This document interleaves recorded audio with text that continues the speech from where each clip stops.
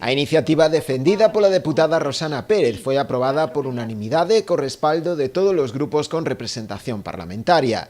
Reclamaba repoñer de xeito inmediato o número habitual do persoal sanitario neste centro de saúde, reforzando o cadro de persoal, con especial atención á área de pediatría, ante as necesidades derivadas da pandemia, incluindo as baixas e vacacións do seu persoal. Debería de haber habitualmente 9 facultativos pola mañá e 5 pola tarde. Ademais, debería haber 4 pediatras.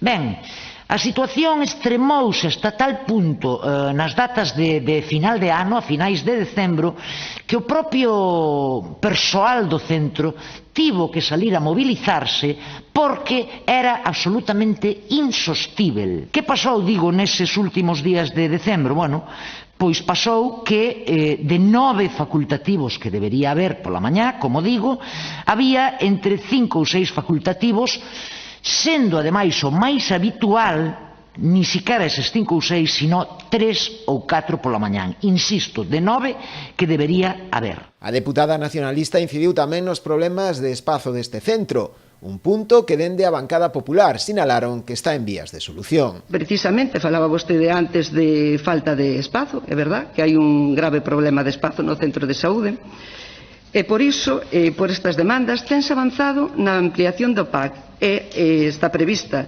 De feito, está adxudicada xa unha actuación consistente en transformar a actual sala de docencia nunha sala polivalente para o PAC e trasladar a sala de docencia actual a unha parte da área de arquivo. No debate parlamentario, Rosana Pérez tamén aludiu ás deficiencias do Hospital da Barbanza e pediu un compromiso do Partido Popular para paliar os recortes acumulados durante estes anos de gobernos populares.